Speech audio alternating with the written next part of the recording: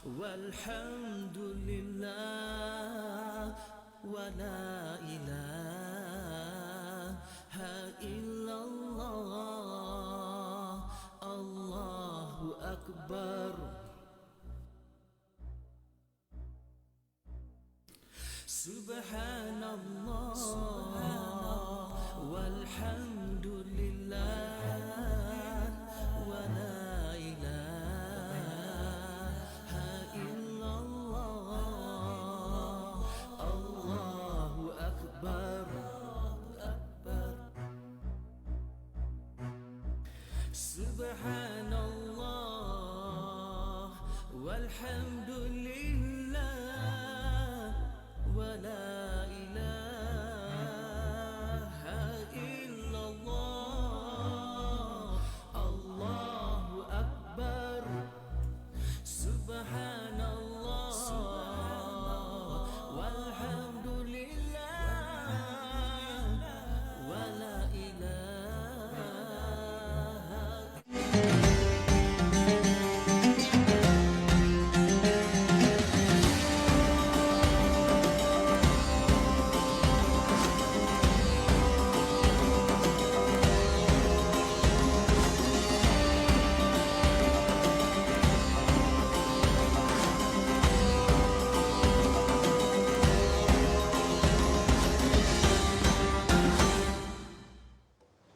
Rabbi shrah li sadri wa yassir li amri wahlul 'uqdatam min lisani yafqahu qawli. Moga apa yang kita kongsikan di Assalamualaikum dan ni Assalamualaikum subuh ni insya-Allah memberi impak, memberi panduan pada bukan sahaja anda tapi kami di studio untuk hidup cara Al-Quran dan cara sunnah insya-Allah.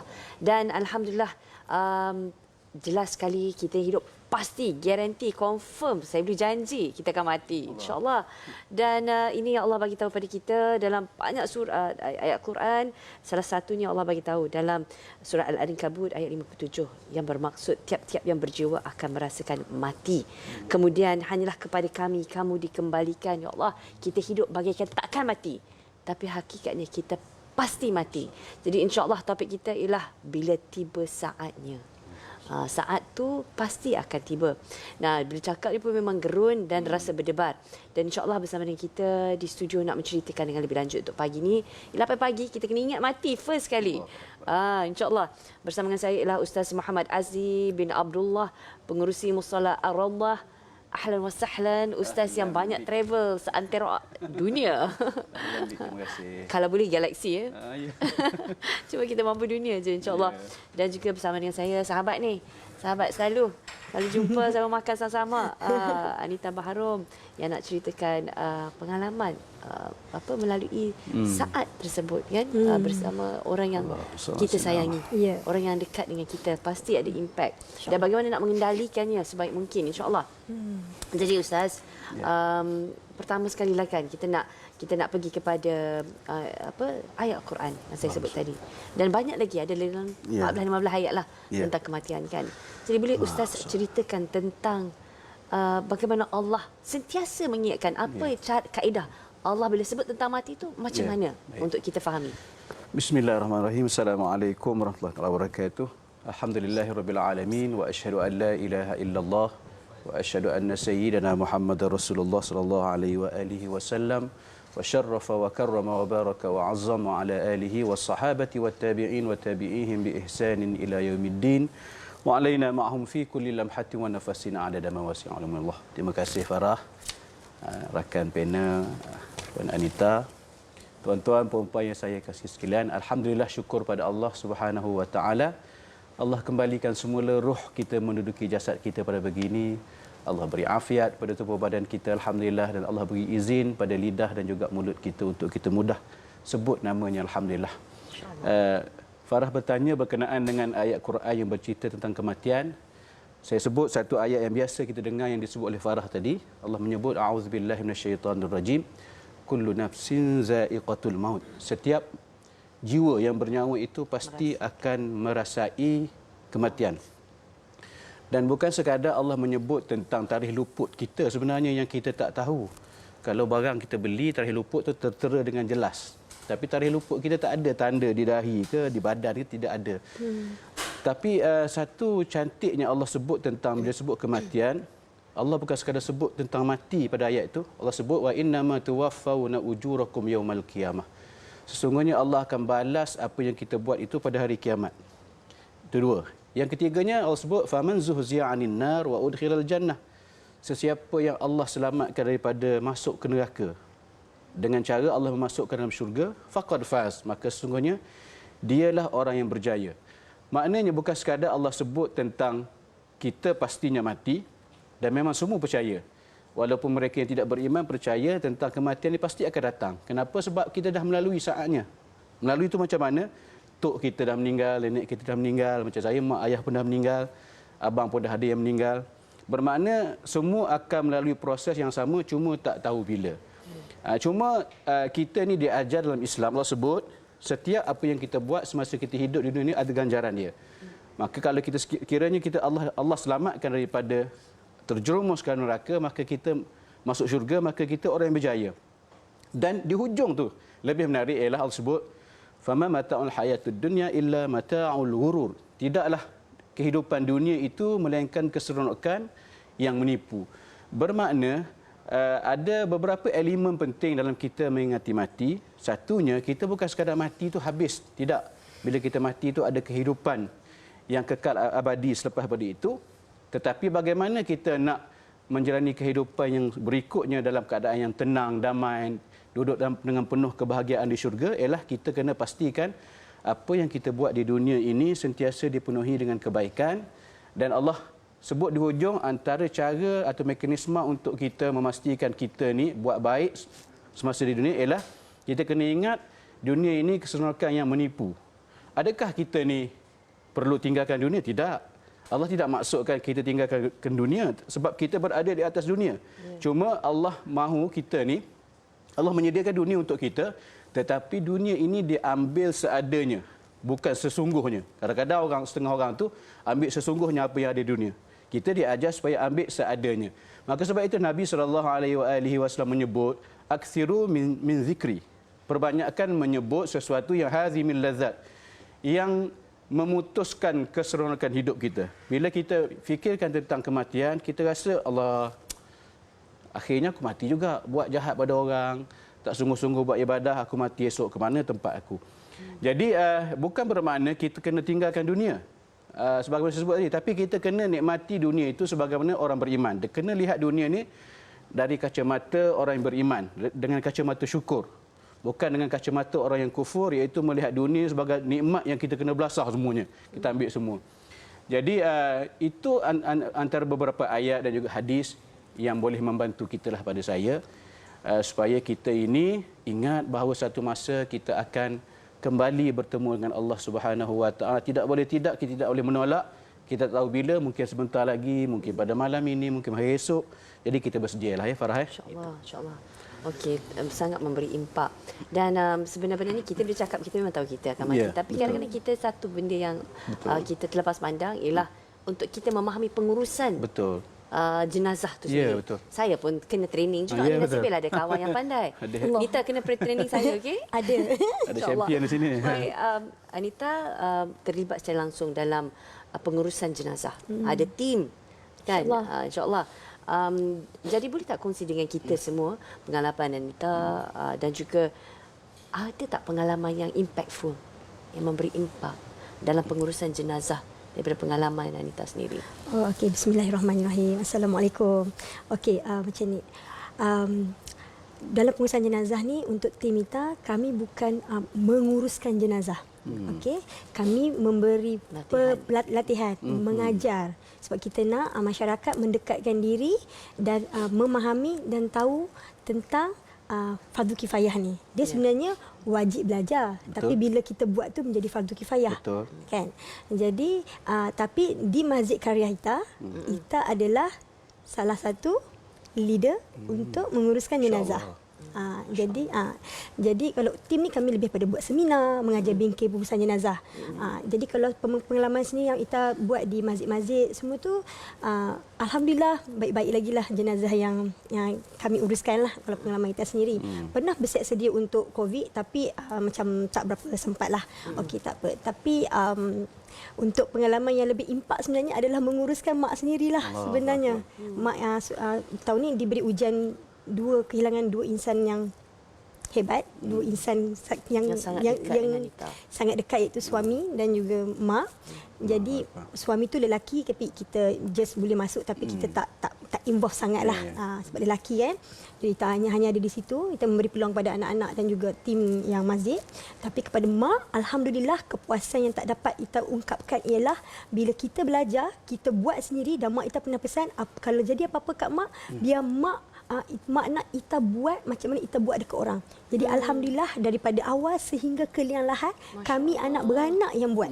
Jadi benda ni kita nak dekatkan kepada semua golongan artis dan juga kepada sahabat-sahabat lain untuk merasai kepuasan sebab kita semua akan mati. Jadi kita nak ahli keluarga kita sendiri yang merasai buat atau melakukan praktikkan kepada ahli keluarga kita kepuasan dia masya-Allah sangat-sangat hebat, sangat-sangat rasa lega dan kita tahu confirm waris kita akan rasa kan Ustaz dia akan rasa betul. akan rasa sukalah, rasa bahagia bila anak-anak semua lakukan. Mungkin kita nak tahu juga dengan Ustaz berkenaan apa yang Ita cakap tu impactful lah sebenarnya. Betul. Baik kan ibu kita sendiri kan puas hati mata kita pun bergenang. Saya tahu dia pasti ada impak dalam emosi kita kan. Dapat urus mak kita yang kita sayangi sampai ke liang lahat kan, sampai ke akhirnya lah. Bukan di bilik jenazah. Daripada kematian di rumah tu, daripada atas katil kita cuci dia tu, tak perlu bantuan orang lain. Kami buat sendiri dah tahu. Daripada kita call polis ke call ambulans ke semua kami buat sendiri. Dah tahu dah. Sebab kita buat seminar, kita ajar masyarakat macam tu. So kita proses. Dan seminar tu memang bukan sahaja menguruskan jenazah mandi sahaja daripada A sampai Z. Siapa urus jenazahku? Ya. Siapa urus jenazah? Kadang-kadang kita macam bila dah tiba saat kematian ahli keluarga tu kita macam tak tahu nak buat apa, betul tak? Tak tahu, kita Lost. panik, kita panik. Ya. Kita sendiri panik, tapi kita bagi arahan. Call ambulans. Okey, lepas ni bila datang kita kena call polis. Kita sendiri praktik sebab apa kita buat kat orang. Sekarang benda tu kita praktikkan betul-betul. Ya Allah. Kita rasai sendiri. Mungkin diberi keizinan. Mungkin kita kena buat satu slot special dengan Ita nanti. Betul. Okey, tapi Ustaz, ni saya nak lontarkan satu soalan sebelum kita istirahat.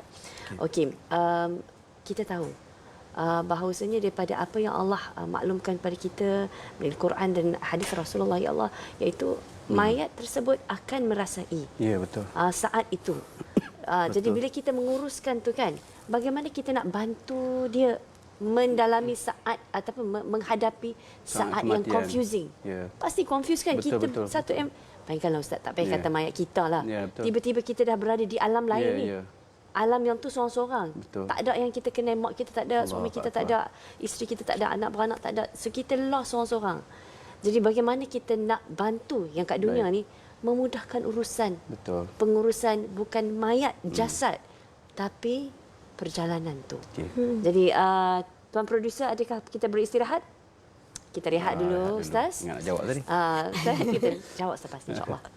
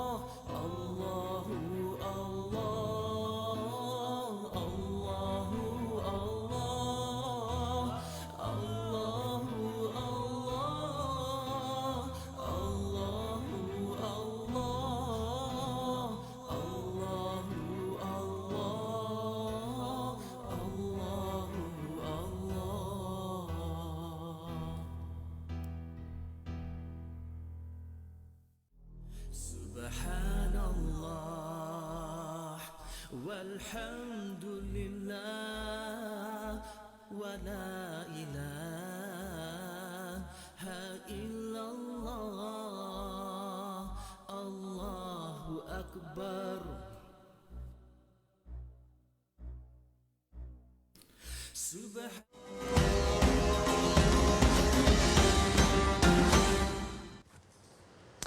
Setiap yang hidup pasti akan pergi. Jadi Betul. bila tiba saatnya.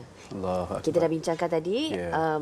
kepentingan kenapa kita perlu tahu pengurusan jenazah. Okey Ustaz, dari segi itu fizikal. Ya. Sekarang ni kita nak bantu jenazah menghadapi saat yang mengelirukan. Ya. Dia bangun dan dia sedar aku sudah berada di alam lain. Bagaimana Baik. kita nak mudahkan urusan mereka yang telah pergi? Bismillah. Pertama sekali sebagai ibu bapa kita kena sentiasa pesan pada anak kita lah. Satu masa ayah akan pergi, mak akan pergi. Dan mak, ayah kalau boleh tak nak tengok orang lain yang uruskan mak dan ayah. Kalaupun kamu tak boleh urus semua, pastikan kamu ada dalam masa menguruskan jenazah mak dan ayah. Saya sebenarnya Farah terlibat dengan menguruskan jenazah ahli keluarga ni 4 kali. Orang-orang yang rapat dengan saya lah. Bermula daripada ayah bapa mertua saya yang meninggal lemas. Allah. Meninggal ketika banjir besar 2007. Saya mencari jenazah beliau. Sehinggalah jumpa. Ni kat mana tu? Di Temeloh. Ketika itu masuk paper muka depan metro. Tajuk Rindu Masjid. Arwah pak mertua saya meninggal. Memang tak boleh lupa kenangan itu. Saya uruskan dengan polis semualah. Hospital. Kemudian tahun 2013 saya menyembayangkan jenazah bapa mertua. Kemudian abang saya 2013, saya juga, mak saya sendiri 2015, kemudian ayah saya sendiri terakhir 2020. Allah. Jadi tentu sekali saat kita menguruskan jenazah orang yang paling kita sayang, tak ada dah mak ayah kita lah, tak ada dah selepas pada itu. Jadi tentu satu pengalaman yang bagi setengah orang amat mengerikan lah, sebab kita menguruskan jenazah ibu ayah kita. Tapi ingatlah pesan ulama, dia kata kalaulah kita ni betul-betul anak yang soleh, kita nak mak ayah kita masuk syurga, pastikan saat akhir ibu ayah kita tu, kita nak tinggalkan ibu ayah kita bertemu dengan Rabbnya, dengan Tuhannya, pastikan kita uruskan. Maka sebab tu kata ulama, kalau anak sendiri yang uruskan jenazah ibu, uruskan jenazah ayah, maka pastinya ibu dan ayah itu masuk syurga. Kenapa? Kerana dia dapat melahirkan seorang anak yang soleh sampai tahap kesolehannya boleh menguruskan jenazah ibu dan ayah. Maka saya walaupun dalam keadaan ialah air mata tu tak usah ceritalah bila mengimamkan solat pada mak, pada ayah, tak keluar ayat ketika kita berdoa tu. Dan kemudian saya sampai tak boleh nak baca talqin. Saya minta Allah tolong baca talqin. Saya akan meraung sekali lagi, menangis sekali lagi ketika saya dikubur. Jadi tapi saya ingat sangat pesan guru kami supaya kok mana pun pastikan beri balasan terbaik untuk ibu ayah kita. Sekejap saja masa mereka bersama kita. Ketika selepas pada itu ibu ayah kita akan terus bertemu dengan Allah. Jadi tunjukkan kebaikan kita yang terakhir pada ibu ayah kita, uruskan dengan sebaik mungkin. Kerana sebenarnya mereka memerhatikan apa yang kita lakukan pada mereka. Cuma mereka tidak boleh bercakap sebagai sebelum ini. Uruskanlah. Kita pesan pada anak-anak kita, buat yang terbaik. Kerana itulah penghormatan dan juga kita kata balasan baik yang walaupun tidak setimpal dengan jasa mereka membesarkan kita, tapi sekurang-kurangnya ada kita kata memberikan satu kenangan abadi untuk kita sendiri masa kita melepaskan ibu dan ayah Yang kita. pastinya masa kita buat tu sebagai anak kita akan buat dengan penuh kasih sayang. Betul. Ya. Kalau orang lain buat cara orang Prosedur lah. Kita buat dengan penuh kasih sayang. Betul. Kali tak akhir kita sikat Kelembutan. rambut mak kita, Betul. kita usap mak kita, kita wudukkan mak kita. Betul. Kita gosok Memang perlahan, ya. sangat-sangat Masya Allah. sebab even saya buat kat orang lain pun saya sebab, apatah lagi buat kat mak yang lahirkan aku. Betul. Yang jaga aku daripada kecil. Ini last aku tengok mak aku. Ya. Last aku yang jaga mak aku. Kita siapkan dia untuk perjalanan terakhir dia. Allah. Kadang-kadang ya, Inta, ya, masa bila kita gosok tangan mak kita, ayah kita kan, kita kata inilah tangan yang besar Ya. kita dulu. Ayah kita yang menyuap mak kita menyuapkan makanan ke mulut kita, ayah kita cari rezeki dengan tangan dia. Kita basuh tangan dia. Itu kenangan terakhir bagi saya yang cukup indah. Masya Allah. Saya dengar ni pun saya rasa sebab bayangkan nikmat untuk kita menjadi orang yang terakhir menguruskan ibu ayah kita dengan kelembutan, dengan penuh Ya, kasih sayang. Allah, para penonton, kalau kita melepaskan peluang ini, betapa ruginya kita, ya Allah. Baik Nita diuji tahun ini dengan kehilangan 2 orang tersayang dalam jangka waktu yang begitu Allahu singkat. Akbar. Tapi ya Allah, Nita saya tengok Nita ni adalah sahabat saya yang Kuat, tabah. Ya kuat. Allah, bila bercakap tu dengan semangat. Tapi hakikatnya Nita saja yang tahu apa yang Nita rasai kehilangan ibu. Ya Allah, tak dapat nak dikatakan macam mana kan. Bagaimana Nita bangun, Nita motivasikan diri untuk diri ni, Nita untuk anak-anak. Okey, suami Ita meninggal 1 Januari. Tak sempat habis dah lagi mak pula meninggal. Allah Okey, sebelum proses raya. Masa raya keempat, kelima. Orang nampak secara lahir tu macam kuat. Ya. Macam kuat. Farah pun tahu kan. Tapi sebenarnya hakikatnya Allah Ta'ala je yang tahu. Kena, nak tak nak kita ni ada kehidupan. Kena kehidupan. Macam hari ni kena datang pagi-pagi dekat set. Masya-Allah. So kita kena move on juga. Tapi hakikat dia dalam rumah dia, siapa yang tahu kami anak beranak macam mana. Ya. Okey, tapi kena kuat. Tapi masya-Allah, alhamdulillah sebab anak-anak kita lebih kuat daripada kita. Okey, untuk menambahkan kekuatan-kekuatan dan kita dah kehilangan 2 orang yang penting. Ya. Okey, Ita pun tak ada bapa juga. Daripada kecil Ita pun diuji sebagai anak yatim. Umur 12 tahun dah tak ada bapa. So anak Ita pun diuji benda yang sama. So sekarang suami dan mak, orang yang kuat-kuat dah tak ada dah dalam hidup Ita. Cuma tinggal adik-beradik je. Okey, dengan anak-anak lah sekarang ni. Jadi sekarang ni apa yang Ita buat untuk kebahagiaan Ita sendiri, kebahagiaan baby dia, kebahagiaan especially apa kita buat ni untuk anak-anak, tapi kebahagiaan bapa dia, kebahagiaan keluarga, nenek ke siapa ke, apa yang penting untuk anak dulu. Jadi first step, anak Ita sebelum tu memang Ita hantar ke Tafiz, dah settle Syifa. Okey, sekarang ni bila suami meninggal, Ita hantar pula yang second ke Tafiz pula. Dia dah 11 tahun, Ita memang hantar. Jadi Ita akan lebihkan, maksudnya terapkan agama dulu kepada anak-anak untuk bila agama ada, insya-Allah Al-Quran, insya-Allah diri dia orang, mak ibu apa sendiri, seluruh ahli keluarga insya-Allah. Insya-Allah kalau Tafiz dapat memberi syafaat kepada ahli keluarga. Jadi kita buat benda itu dulu. Selebihnya kita serah pada Allah dan kita cari rezeki, teruskan kehidupan. Yang penting kita cakap sebagai anak lelaki, dia orang ada leader. Jadi dia kena ada pengetahuan ilmu agama untuk membimbing Ita juga, anak ibu dia, kakak dia, adik dia, dan juga membimbing isteri dia. Ya. Dan lain-lain. Maksudnya Nita dalam apa kata dalam menghadapi dengan ujian ni, Nita benar-benar menggunakan pakai pengalaman ini untuk memperkemaskinikan ilmu agama pada anak-anak bagi mereka ni kuat. Betul. Sebab betapa pentingnya ilmu agama itu untuk meneruskan kehidupan kan Nita kan. Masuk asrama, maksudnya suami tak ada rumah, anak lelaki tak ada, tinggal kami 3 je. Allah Redha. Kena Akbar. kuat, sangat sedih tapi kena kuat. Next adik bongsu pula insya-Allah. Okey Ustaz, semuanya berbalik pada ilmu kita. Betul. Nita ni kuat sebab ilmu dia. betul. Dengan izin Allah, insya-Allah saya Mantap, kenal Masya kawan Allah. saya ni. Baik. Jadi Ustaz kongsikan tentang program Musalah Ar-Rawdah, macam mana kita dapat bantu Musalah dan bagaimana kita turut terlibat dengan program insya-Allah. Baik. Terima kasih Farah. Rasa macam anti klimak pula tiba-tiba tu. Tapi nak break hari Senin ni. Tak, sebab inilah kita nak dapat ilmu bagaimana betul. pengurusan jenazah, bagaimana kita nak meneruskan kehidupan, kekuatan emosi. Betul. Saya nak ucap ribuan terima kasih kepada semua penonton yang tak henti-henti menyumbang kepada Musalah Ar-Rawdah.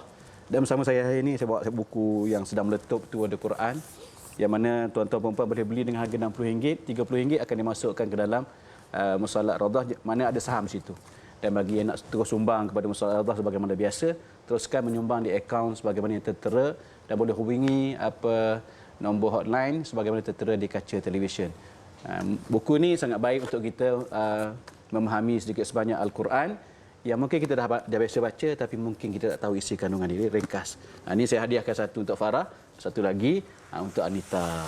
Okey, tadi saya sempat selak buku yang Ustaz nukilankan ini. Yang bestnya ialah dia summary, dia ringkasan. So bila kita duduk dengan anak-anak kita, kita boleh baca dan kata okey, ayat Al-Baqarah, surah Al-Baqarah ni dia lebih kurang satu ayat ni sampai ke sini pasal apa. Seterusnya pasal apa.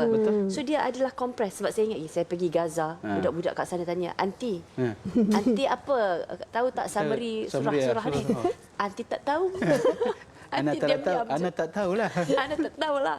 So jadi insya-Allah yang paling penting kita nak hidup berpandukan Al-Quran dan Sunnah, dapatkan nukilan ini dan pasti kita membantu juga Musalah Ar-Rawdah. Insya-Allah Ustaz, izinkan saya promosikan. Baik. Biar hard selling insya-Allah. Dan untuk anda pada hari ini boleh terus membuat sumbangan hari Jumaat.